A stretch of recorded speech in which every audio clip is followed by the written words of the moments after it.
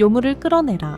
밤하늘을 찢는 살기 어린 고함 소리가 평화롭던 산골 오두막을 집어삼켰습니다. 피를 흘리며 쓰러진 박서방은 죽음의 문턱에서도 오직 방 안에 숨은 한 여인을 지키려 막아섰습니다. 비바람 치던 밤, 은혜를 갚기 위해 찾아왔던 그녀는 어찌하여 마을 사람들의 끔찍한 저주를 받게 된 것일까요? 인간의 탐욕과 어리석음이 만들어낸 비극 앞에서 비로소 드러난 진실은 너무나도 슬프고 아름다웠습니다. 구독과 좋아요를 눌러주시면 당신의 마음에도 따뜻한 위로가 깃들 것입니다. 옛날 어느 깊은 산골, 사람들의 발길이 잘 닿지 않는 청개골이라는 마을 외곽에 박서방이라 불리는 한 사내가 살고 있었습니다. 박서방은 부모님이 물려주신 조그마한 밭되기를 일구며 홀로 지내는 가난한 농부였습니다.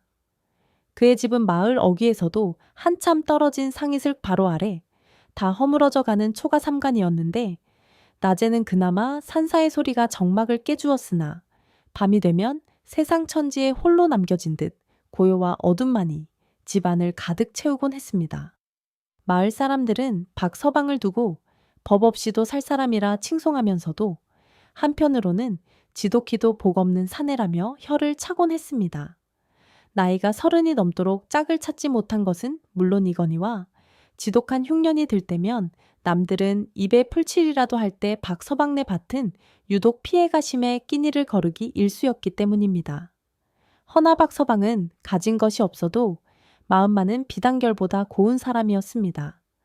그는 밭을 갈다가도 지렁이가 나오면 다칠세라 조심스레 흙을 덮어주었고 혹한의 겨울날에는 굶주린 산짐승들을 위해 자신의 얼마 남지 않은 나달을 마당 한 구석에 뿌려두는 그런 위인이었습니다. 어느 화창한 봄날이었습니다. 겨우내 얼어붙었던 대지가 높고 산과 들에 연두빛 새싹이 돋아나던 그 무렵 박서방은 여느 때와 다름없이 바티를 마치고 집으로 향하고 있었습니다. 그날따라 해가 유난히 길게 느껴져 그는 평소 다니던 큰 길 대신 숲을 가로지르는 오솔길로 접어들었습니다. 진달래가 흐드러지게 핀 숲길을 걸으며 그는 문득 사무치는 외로움을 느꼈습니다. 저무는 노을을 보며 함께 감탄할 사람 하나 없고 집에 돌아가도 방여줄 이 하나 없는 자신의 처지가 처량하게 느껴졌기 때문입니다. 터벅터벅 힘없는 발걸음을 옮기던 그때였습니다. 덤불숲 너머에서 무언가 부스럭거리는 소리와 함께 가늘고 애처로운 신음소리가 들려왔습니다. 짐승이 다친 것인가 싶어 박서방은 조심스레 소리가 나는 쪽으로 다가갔습니다. 가시덤불을 헤치고 들여다본 그곳에는 믿을 수 없을 만큼 신비로운 광경이 펼쳐져 있었습니다. 온몸이 눈처럼 새하얀 백사 한 마리가 사냥꾼이 쳐놓은 소의 덫에 걸려 몸부림치고 있었던 것입니다. 보통 뱀이라 하면 사람들은 징그럽고 불길하다 하여 피하기 마련이나 그 백사의 모습은 어딘가 기이하고도 영험한 기운을 풍기고 있었습니다. 뱀은 날카로운 소의 이빨에 꼬리 부분이 깊게 박혀 피를 흘리고 있었는데 그 붉은 피가 하얀 비늘과 대비되어 더욱 처연해 보였습니다. 백사는 고통 속에서도 살기 위해 필사적으로 몸을 비틀고 있었고 그 눈망울은 마치 사람의 것처럼 깊고 슬픈 빛을 띠고 있었습니다. 박서방은 순간 멈칫했으나 이내 측은지심이 두려움을 이겨냈습니다. 저 작은 미물도 살고자 저리 애를 쓰는데 어찌 모른 척 지나칠 수 있겠는가 하는 생각이 들었기 때문입니다. 그는 조심스럽게 뱀에게 다가가 낮은 목소리로 달래듯 말했습니다. 아가, 놀라지 말거라. 너를 해치려는 것이 아니다. 잠시만 참으면 이 쇳덩이를 풀어주마. 박서방은 거친 손으로 덫의 양쪽을 잡아 힘껏 벌리기 시작했습니다. 녹슨 덫은 쉽사리 벌어지지 않았지만 그는 땀을 뻘뻘 흘리며 온 힘을 다해 쇠를 당겼습니다. 뱀은 박서방의 마음을 알아챈 것인지 공격하려는 기세 없이 얌전히 그의 손길을 기다리고 있었습니다. 드디어 텅 하는 소리와 함께 덫이 벌어졌고 백사의 꼬리가 자유로워졌습니다. 상처 부위가 깊어 살점이 떨어져 나간 것을 본 박서방은 지체 없이 주변을 뒤져 지혈에 좋다는 쑥을 케어 입에 넣고 잘근잘근 씹었습니다. 그리고는 그 풀을 뱀의 상처 위에 정성스레 발라주었습니다. 비록 변변치 않은 풀이다만 이것이라도 바르면 덧나지는 않을 게다. 어서 깊은 산으로 돌아가거라. 다시는 인간의 눈에 띄지 말고 부디 명대로 살거라. 치료를 마친 박서방이 물러나자 백사는 즉시 도망가지 않고 제자리에 머물며 박서방을 빤히 올려다보았습니다. 그러더니 놀랍게도 머리를 땅에 대고 마치 사람이 절을 하듯 3번을 굽신거리며 감사를 표하는 것이 아니겠습니까? 그 모습이 하도 기이하여 박서방이 멍하니 바라보고 있는 사이 백사는 소리 없이 미끄러져 숲에 짙은 그늘 속으로 사라졌습니다. 해는 이미 서산 너머로 기울었고 박서방은 기묘한 일을 겪었다 생각하며 다시 지게를 지고 집으로 발걸음을 옮겼습니다. 텅 빈 집에 도착해 찬물에 밥을 말아 먹으면서도 그는 낮에 보았던 그 백사의 맑고 깊은 눈동자가 자꾸만 눈에 밟혀 쉬이 잠을 이루지 못했습니다. 그것이 자신의 운명을 송두리째 바꿔놓을 인연의 시작임을 순박한 농부 박서방은 그때까지 전혀 알지 못했습니다. 백사를 구해준 일이 한낱 꿈처럼 느껴질 무렵 박서방의 오두막에는 예고 없는 것엔 비바람이 몰아쳤습니다.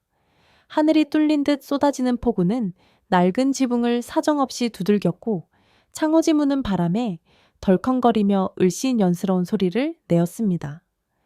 박서방은 쉬이 잠들지 못하고 뒤척이다가 문득 빗소리 사이로 들려오는 희미한 인기척에 귀를 기울였습니다. 잘못 들었나 싶어 고개를 저으려는 찰나 다시 한번 또렷하게 대문을 두드리는 소리가 들려왔습니다. 이 깊은 밤 인가 하나 없는 산골 외딴집에 찾아올 리가 없건만 소리는 분명 사람의 손길이었습니다. 박서방이 두려움 반 호기심 반으로 빗장을 열자 그곳에는 비에 흠뻑 젖은 한 여인이 서 있었습니다. 머리부터 발끝까지 하얀 소복을 입은 여인은 마치 금방이라도 쓰러질 듯 위태로워 보였으나 번개가 번쩍이는 순간 드러난 그녀의 얼굴은 이승의 사람이라 믿기 힘들 정도로 고혹적이고 신비로운 아름다움을 지니고 있었습니다. 여인은 파랗게 질린 입술로 길을 잃었다며 하룻밤 재워달라 애원했고 남녀가 유별하다는 생각보다 사람을 살려야겠다는 마음이 앞선 박서방은 서둘러 그녀를 방 안으로 들였습니다. 아궁기에 불을 지피고 따뜻한 물을 내어주며 자신의 누추한 이불을 양보한 박서방은 좁은 부엌 한 구석에 쪼그려 앉아 밤을 보냈습니다.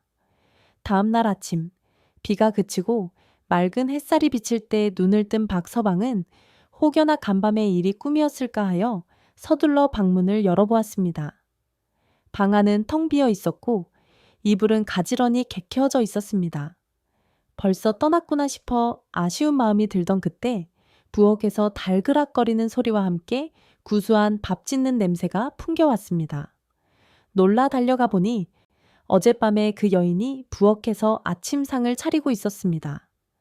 그녀는 자신을 연하라 소개하며 갈 곳 없는 몸이니 은혜를 갚을 수 있도록 이 집에 머물게 해달라고 간청했습니다. 박서방은 가난한 살림에 입 하나 넣는 것이 걱정되기도 했고 외간 여인을 들이는 것이 마을 사람들의 입방에 오를까 저어되었으나 연화의 간절하고도 맑은 눈동자를 차마 외면할 수 없어 결국 허락하고 말았습니다. 그렇게 기묘한 동거가 시작되었는데 놀랍게도 연화가 들어온 날부터 박서방의 집에는 믿을 수 없는 변화가 일어나기 시작했습니다. 연화는 손재주가 비상하여 집안 구석구석 그녀의 손길이 닿지 않는 곳이 없었습니다. 칙칙하고 냄새나던 호라비의 집은 어느새 윤기가 흐르고 정갈한 기운이 감돌게 되었습니다. 무엇보다 신기한 일은 헛간 구석에 방치되어 있던 낡은 배틀에서 일어났습니다. 연화는 밤마다 그 배틀에 앉아 옷감을 짰는데 그녀가 짜낸 명주는 일반적인 무명이나 비단과는 차원이 달랐습니다. 달빛을 머금은 듯 은은하게 스스로 빛을 내는 그 옷감은 만져보면 구름처럼 부드럽고 한겨울 칼바람도 막아낼 만큼 따뜻했습니다. 그뿐만이 아니었습니다. 박서방네 뒤주에는 쌀이 떨어지는 법이 없었습니다. 분명 끼니 때마다 밥을 지어 먹는데도 다음 날 뚜껑을 열어보면 쌀은 언제나 처음 그만큼 채워져 있었습니다. 박서방은 이것이 연화가 가져온 복이라 여기며 신기해했습니다. 더구나 산골집이라 을에 들끓던 쥐떼나 지네 같은 해충들이 연화가 온 뒤로는 그림자조차 비치지 않았습니다. 마치 무언가 거대한 기운이 집을 지키고 있는 것처럼 산짐승들조차 박서방네 담벼락 근처에는 얼씬도 하지 않게 된 것입니다. 박서방은 매일 따뜻한 밥상을 받고 연화와 도란도란 이야기를 나누며 평생 느껴보지 못한 행복에 젖어 들었습니다. 하지만 굴러들어온 복이 너무 크면 시기가 따르는 법이라 했던가요? 박서방의 집의 감도는 이 기이하고도 평화로운 기운은 곧산 아래 마을 사람들의 의심스러운 눈길을 끌기 시작했습니다. 연화가 들어온 뒤로 박서방의 삶은 그야말로 천지개벽이라 할 만큼 달라져 있었습니다. 끼니를 걱정하던 가난한 농부의 얼굴에는 어느새 기름기가 흐르고 늘 어두운 그늘이 드리워져 있던 눈가에는 웃음꽃이 피어났습니다. 더욱 기이한 일은 집 안뿐만 아니라 집 밖의 밭에서도 일어났습니다. 그의 마을에는 지독한 가뭄이 들어 다른 집 논밭은 거북이 등껍질처럼 갈라지고 농작물이 말라 비틀어져 갔지만 유독 박서방의 밭만은 며칠 밤낮으로 비를 맞은 듯 촉촉하고 작물들은 탐스럽게 연그러 갔습니다. 호박은 동이만큼 커지고 무와 배추는 푸른 빛을 뽐내며 싱싱하게 자라났으니 이를 지켜보는 마을 사람들의 눈이 휘둥그레질 수밖에 없었습니다. 박서방은 이 모든 것이 복덩이 같은 연화가 들어와 생긴 일이라 여기며 동네방네 자랑하고 싶은 마음이 굴뚝 같았으나 연화는 늘 조용히 미소만 지을 뿐 자신을 드러내기를 꺼렸기에 그저 속으로만 감사를 삼킬 뿐이었습니다. 하지만 세상에 비밀은 없는 법이고 남 잘되는 꼴을 못 보는 것이 또 인지상정이라 박서방네의 기이한 풍요는 곧 마을 사람들의 시기 어린 입방에 오르내리기 시작했습니다. 그 소문의 진원지는 마을에서 입이 가장 가볍고 남 헐뜯기를 밥 먹듯 하는 최씨 안악이었습니다. 그녀는 평소 거들떠보지도 않던 박서방이 갑자기 살림이 핀 것을 수상히 여겨 어느 날 핑계를 대고 박서방네의 담장을 기웃거리기 시작했습니다. 그러다 마당에서 빨래를 널고 있는 연화를 목격하게 되었는데 초예 씨는 그만 넋을 잃고 말았습니다. 흙먼지 날리는 산골 마을에서는 도저히 볼 수 없는 마치 선녀가 하강한 듯 고귀하고 눈부신 자태였기 때문입니다. 연화의 미모는 같은 여인인 초예 씨가 보기에도 숨이 막힐 지경이었으나 그 감탄은 이내 지독한 질투심으로 변질되었습니다. 저런 여우 같은 년이 어디서 굴러먹다 들어와 순진한 박서방을 홀린 게 분명해. 최 씨는 곧장 마을 우물가로 달려가 안악들을 모아놓고 침을 튀겨가며 험담을 늘어놓았습니다. 다들 들었어? 박서방네 집에 웬 계집이 하나 들어앉았는데 그 꼴이 아주 가관이야. 낮에도 얼굴이 허연 게 꼭 산송장 같기도 하고 눈웃음을 치는 게 보통 내기가 아니더라고. 필시 꼬리 9 달린 구미호가 둔갑해서 박서방 정기를 빨아먹으러 온 게야. 최 씨의 말은 마른 풀밭에 불이 번지듯 순식간에 온 마을로 퍼져나갔습니다. 여기에 기름을 부은 것은 마을 이장의 처인 박씨 부인이었습니다. 그녀는 자타가 공인하는 마을 최고의 권세가로 남보다 좋은 옷과 장신구를 두르는 것을 낙으로 삼는 여인이었습니다. 그런데 소문에 듣자 하니 박서방네 여자가 짜는 명주가 왕실 진상품보다 더 곱고 밤에는 스스로 빛을 낸다 하니 박씨 부인의 심기가 편할 리 없었습니다. 그녀는 박서방네 집을 찾아가 연화가 짠 옷감을 억지로 보자고 으름장을 놓았고 실제로 그 신비로운 광택과 부드러움을 확인하자 탐욕과 시기심에 눈이 멀어버렸습니다. 이런 천한 것들이 감히 이런 귀물을 지니고 있다니 이는 필시 사악한 요술로 만든 것이 틀림없다. 박씨 부인은 마을 사람들에게 박서방네 집에 요물이 살고 있으며 그 요물이 마을의 재앙을 불러올 것이라고 떠들고 다녔습니다. 사람들의 수군거림은 날이 갈수록 흉흉해졌습니다. 처음에는 그저 부러움과 호기심이었던 시선들이 점차 두려움과 혐오로 바뀌어갔습니다. 마을 사람들은 박서방이 지나갈 때면 슬금슬금 피하거나 뒤에서 손가락질을 해댔고 아이들에게는 박서방네 집 근처에는 얼씬도 하지 말라며 엄포를 놓았습니다. 밤마다 그 집에서 파란 불빛이 새어 나온다더라. 박서방 얼굴이 좋아진 게 아니라 죽기 전에 피는 회광반조라더라. 근거 없는 소문들은 꼬리에 꼬리를 물고 괴담이 되어갔습니다. 순박한 박서방은 이웃들의 싸늘한 냉대에 가슴이 아팠지만 집에서 자신을 기다리는 연하에게 혹여나 상처가 될까봐 내색조차 하지 못했습니다. 하지만 마을을 감싼 이 불길하고 탁한 공기는 머지않아 닥쳐올 비극을 예고하는 먹구름과도 같았습니다. 시기와 질투로 뭉친 사람들의 마음속에는 이미 연화가 사람이 아닌 제거해야 할 마물로 자리 잡고 있었던 것입니다. 마을을 뒤덮은 흉흉한 소문은 단순한 입방에 그치지 않고 급기야 악의적인 시험으로 이어지게 되었습니다. 소문의 진원지였던 최애 씨, 안학은 자신의 말이 허풍이 아님을 증명하고 연화의 정체를 만천해 까발리겠다며 음흉한 계략을 꾸몄습니다. 예로부터 요물이나 짐승이 둔갑한 존재는 오신체라 하여 마늘이나 파가치 향이 강하고 매운 것을 기피한다는 속설을 떠올린 것입니다. 어느 날 해질녘, 최 씨는 짐짓 이웃 간의 정을 나누는 척하며 김이 모락모락 나는 팥죽 한 그릇을 들고 박서방네 살인문을 들어섰습니다. 그 팥죽은 평범한 음식이 아니었습니다. 최 씨가 일부러 생마늘과 달래를 잔뜩 지식여 넣어 사람의 코로도 맡기 힘들 만큼 독한 냄새가 진동하는 그야말로 요물을 잡기 위한 덫이나 다름없었습니다. 마당에서 박서방과 담소를 나누던 연화는 최 씨가 다가오자마자 본능적으로 미간을 찌푸리며 뒷걸음질 쳤습니다. 뱀의 본성을 지닌 그녀에게 그 자극적인 향취는 살을 찌르는 고통과도 같았기 때문입니다. 최 씨는 그 모습을 놓치지 않고 회심의 미소를 지으며 그릇을 연화의 코앞까지 들이밀었습니다. 아이고, 새색 씨가 몸이 허해 보여 내 특별히 쏜 죽이니 어서 한술 뜨게나. 사양 말고 어서. 최 씨의 목소리는 친절을 가장했으나 눈빛은 살기를 띠고 있었습니다. 연화가 창백해진 얼굴로 고개를 저으며 거부하자 최 씨는 기세를 몰아 사람이 주는 음식을 마다하다니 역시 소문대로 사람이 아닌 게지 라며 목소리를 높였습니다. 공영에 처한 연화를 구한 것은 이번에도 박서방이었습니다. 그는 최 씨 앞을 가로막으며 단호하게 말했습니다.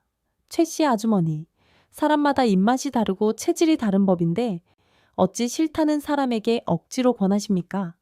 이만 돌아가 주십시오.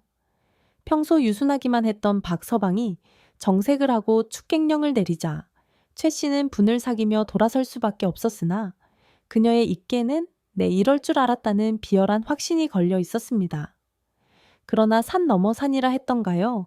최 씨가 물러간 뒤 더 큰 화가 닥쳐왔습니다. 박서방이 갑자기 부자가 되었다는 소문을 듣고 오랫동안 왕래조차 없던 먼 친척벌 되는 사내 하나가 찾아온 것입니다. 그는 읍내의 투전판을 전전하며 노름과 술로 세월을 보내던 파라코로 박서방의 재물을 뜯어내 한몫 단단히 챙길 심산이었습니다. 술에 거나하게 취해 대문을 발로 차고 들어온 그는 다짜고짜 행패를 부리기 시작했습니다. 어이구, 박서방, 자네가 요새 팔자가 폈다지? 형님이 일이 힘들게 사는데 모른 척하고 혼자 호의호식하는 게 사람의 도리인가? 그는 마당에 놓인 항아리들을 지팡이로 깨부수며 위협했고 두려움에 떨고 있는 연화를 보며 입에 담지 못할 음담패설을 늘어놓았습니다. 전현이 그 소문의 여우년이냐?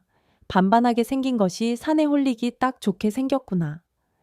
박서방이 온몸으로 그를 말렸으나 힘센 남봉꾼을 당해낼 재간이 없었습니다.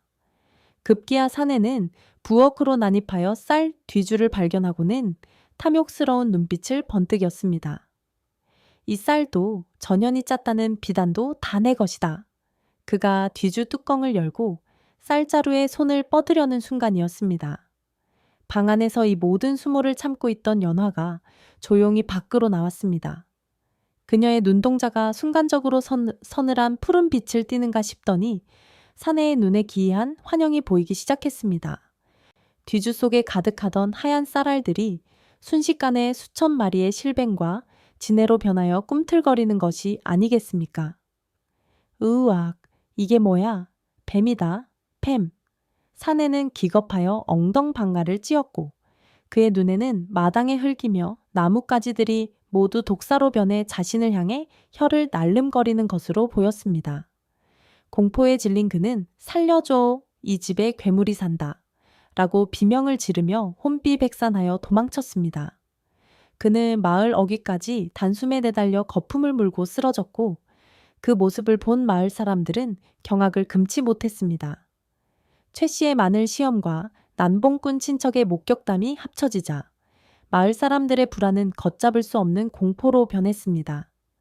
이제 그들에게 박서방의 집은 부러움의 대상이 아니라 마을 전체를 집어삼킬지도 모를 흉측한 요물의 소굴로 인식되기 시작했습니다. 박서방은 덜덜 떨며 돌아온 연화를 품에 안고 달랬지만 밖에서 들려오는 웅성거림은 점점 더 커져만 갔고 그것은 마치 폭풍전야의 고요함처럼 위태롭기 짝이 없었습니다. 인간의 탐욕과 어리석음이 만들어낸 비극의 불씨가 이제 막 타오르기 시작한 것입니다. 운명의 밤은 예고 없이 찾아온 것이 아니었습니다. 마을을 뒤덮은 검은 소문과 사람들의 마음속에 따리를 튼 의심과 시기는 기어이 화마가 되어 폭발하고야 말았습니다. 해가 서산으로 넘어가고 사방에 어둠이 깔리자 마을 어귀에서부터 일렁이는 불빛들이 하나둘 모여들기 시작했습니다. 그것은 축제의 등불이 아닌 살기와 광기로 번들거리는 횃불의 행렬이었습니다. 선두에는 며칠 전 쫓겨났던 난봉꾼 친척이 몽둥이를 든 차에 길을 안내했고 그 뒤로 붉은 가루가 든 주머니를 움켜쥔 최씨 안악과 도끼 어린 표정의 박씨 부인이 따랐습니다. 영문도 모른 채 휩쓸린 마을 장정들까지 가세하니 그 기세는 마치 산적대가 습격해오는 것과 다름없었습니다. 요물을 끌어내라, 마을을 병들게 하는 마귀를 처단하자, 고함과 욕설이 고요하던 상이슬글 찢어밟힐 듯 울려 퍼졌습니다. 방 안에서 불안에 떨고 있는 연화를 달래던 박서방은 밖이 소란스러워지자 비장한 결심을 하고 마당으로 나섰습니다. 횃불이 비추는 그의 얼굴은 공포로 하얗게 질려 있었으나 두 눈만은 그 어느 때보다 결연하게 빛나고 있었습니다. 그는 살인문을 박차고 들어오는 성난 군중 앞을 홀로 막아서며 두 팔을 벌렸습니다.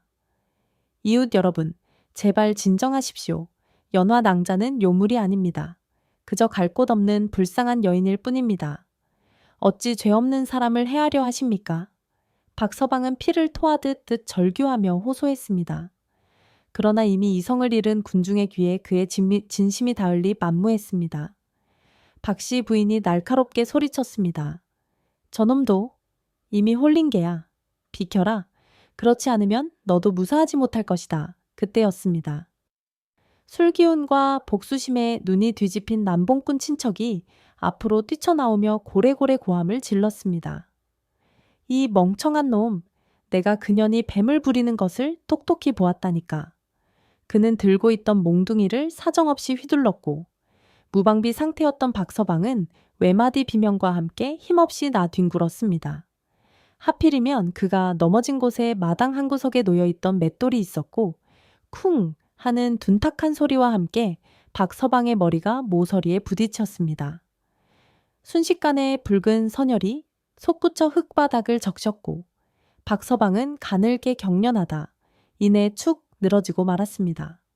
갑작스러운 유혈 사태에 기세에 등등하던 마을 사람들도 순간 겁을 집어먹고 주춤거렸습니다. 정적만이 감돌던 그 찰나 굳게 닫혀있던 방문이 굉음과 함께 활짝 열렸습니다. 방 안에서 나온 것은 연화였습니다. 하지만 그녀는 더 이상 수줍음 많고 유약한 여인이 아니었습니다. 그녀의 눈은 서리빨처럼 차가운 푸른 빛을 띠고 있었고 온몸에서는 범접할 수 없는 서늘한 기운이 뿜어져 나오고 있었습니다. 쓰러진 박서방과 그가 흘린 피를 본 순간 그녀의 얼굴에는 비통함과 함께 억눌러왔던 분노가 폭발했습니다. 그녀는 천천히 그러나 위험있게 마당 한가운데로 걸어 나왔습니다. 횃불의 열기조차 얼려버릴 듯한 그녀의 기세에 마을 사람들은 뒷걸음질 쳤습니다. 연하는 초혜씨, 안악과 박씨 부인을 쏘아보며 나지막하지만 쩌렁쩌렁한 목소리로 꾸짖었습니다. 너희가 정녕 사람이나 짐승만도 못한 것들아. 이분은 죽어가는 생명을 구하고 가진 것을 나누며 평생을 선하게 살아왔다. 너희의 그 더러운 탐욕과 시기가 바로 요괴가 아니고 무엇이더냐. 그녀의 일갈에 최씨 안악은 공포에 질리면서도 마지막 발악을 했습니다. 저것 봐. 본색을 드러내는구나. 요물아, 죽어라. 최씨는 품속에 감추어 두었던 붉은 가루가 든 주머니를 연화에게 힘껏 던졌습니다. 뱀과 상극인 약재가 섞인 가루가 연화의 몸에 닿는 순간 눈을 뜰 수 없는 강렬한 백색 광채가 폭발했습니다. 크아악! 사람들은 눈을 감싸쥐며 비명을 질렀습니다. 빛이 서서히 잦아들자 그곳에는 더 이상 연화의 모습은 없었습니다. 대신 집채만한 크기의 거대한 백사 한 마리가 또아리를 틀고 앉아 있었습니다. 온몸의 비늘은 달빛을 받아 은빛으로 빛났고 머리에는 신비로운 뿔이 돋아나 있어 그것이 단순한 뱀이 아닌 영물임을 짐작게 했습니다. 사람들은 공포에 질려 숨소리조차 내지 못하고 그 자리에 얼어붙었습니다. 백사는 사악한 혀를 날름거리며 당장이라도 사람들을 삼킬 듯 위협적인 자세를 취했으나 이내 공격을 멈추고 고개를 돌려 피를 흘리며 쓰러져 있는 박서방을 내려다보았습니다.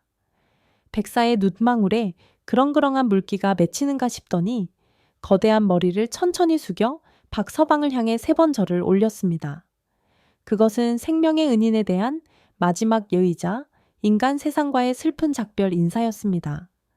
인사를 마친 백사는 사람들을 향해 한 번 더 매서운 눈빛을 보낸 뒤 미련 없이 몸을 돌려 어둠이 깔린 뒷산으로 미끄러지듯 사라졌습니다. 백사가 지나간 자리에는 기이한 향기와 함께 서늘한 바람만이 남았고 혼이 나간 마을 사람들은 털썩 주저앉아 자신들이 저지른 짓이 얼마나 엄청난 죄악이었는지를 뒤늦게 깨닫고 망연자실할 뿐이었습니다. 백사가 구름과 같은 신비로운 자태로 산속으로 사라진 뒤 박서방네 마당에는 숨 막힐 듯한 정적만이 감돌았습니다. 방금 전까지 요물을 잡겠다며 살기를 내뿜던 횃불은 바닥에 나뒹굴고 있었고 사람들은 마치 혼이 빠져나간 듯 멍하니 뱀이 사라진 숲 쪽을 바라보고 있었습니다. 그들이 내쫓으려 했던 존재가 실은 은혜를 갚기 위해 온 영물이었음을 그리고 자신들의 어리석음이 얼마나 큰 죄를 저질렀는지를 뼈저리게 깨달은 것입니다. 가장 먼저 정신을 차린 것은 이장 부인 박 씨였습니다. 그녀는 자신이 탐냈던 그 눈부신 비단이 뱀의 허물이었다는 사실에 쏘스라치게 놀라며 주저앉았고 부끄러움과 공포에 얼굴을 들지 못했습니다. 남봉꾼 친척은 거품을 문 채 실성한 사람처럼 낄낄거리다 산으로 도망쳤는데 그 후로 그를 다시 본 사람은 아무도 없었다고 전해집니다. 독한 계략을 꾸몄던 초혜 씨, 안악 역시 그날의 충격으로 말문을 닫아버렸고 평생을 죄인처럼 숨어 지내며 사람들의 눈을 피해 살아야 했습니다. 쓰러져 있던 박서방이 신음하며 정신을 차리자 마을 사람들은 그제야 다급하게 달려들어 지혈하고 그를 부축했습니다.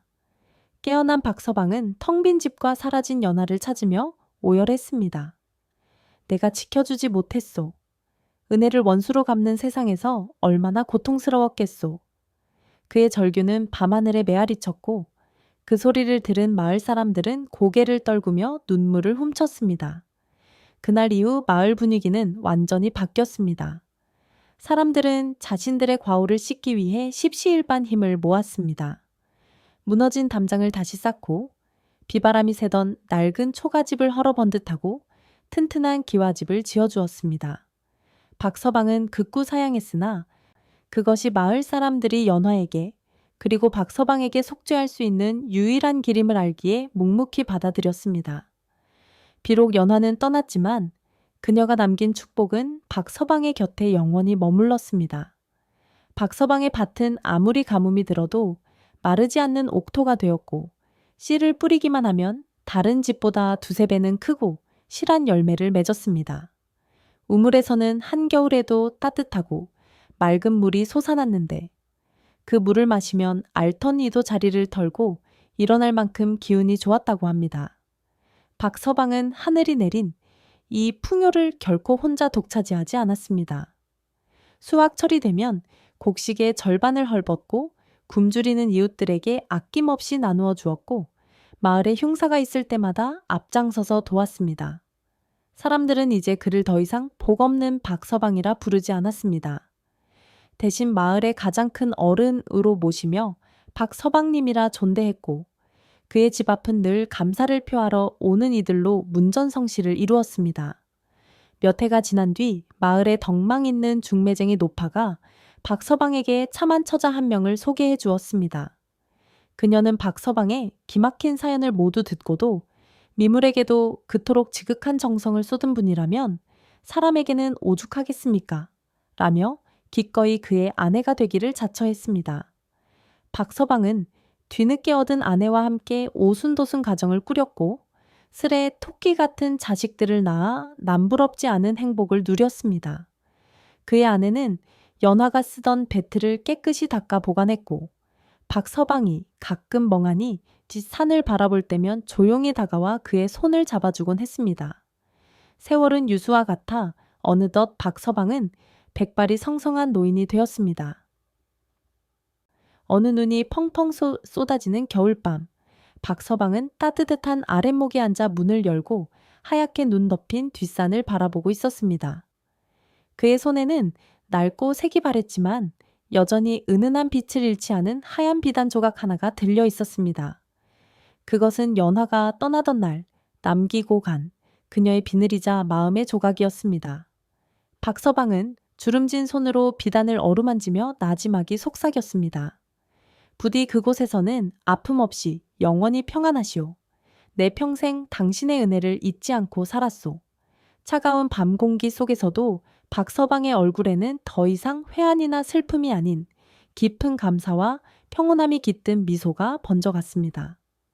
눈 내리는 상이슬, 늙은 농부의 집에서 새어나오는 따스한 불빛은 오래도록 꺼지지 않고 어둠을 밝혔습니다. 오늘의 이야기는 여기까지입니다. 여러분은 오늘 박서방과 백사의 이야기에서 어떤 점이 가장 인상 깊으셨나요? 미물임에도 은혜를 잊지 않았던 백사의 고귀한 마음이었나요? 아니면 시기심에 눈이 멀어 소중한 복을 발로 차버린 인간들의 어리석음이었나요? 혹은 모든 것을 용서하고 베풀며 살아간 박서방의 삶이었을까요? 여러분의 생각과 감상을 댓글로 자유롭게 남겨주세요. 저는 다음 시간에도 더욱 흥미롭고 가슴 울리는 야담으로 다시 찾아오겠습니다. 감사합니다.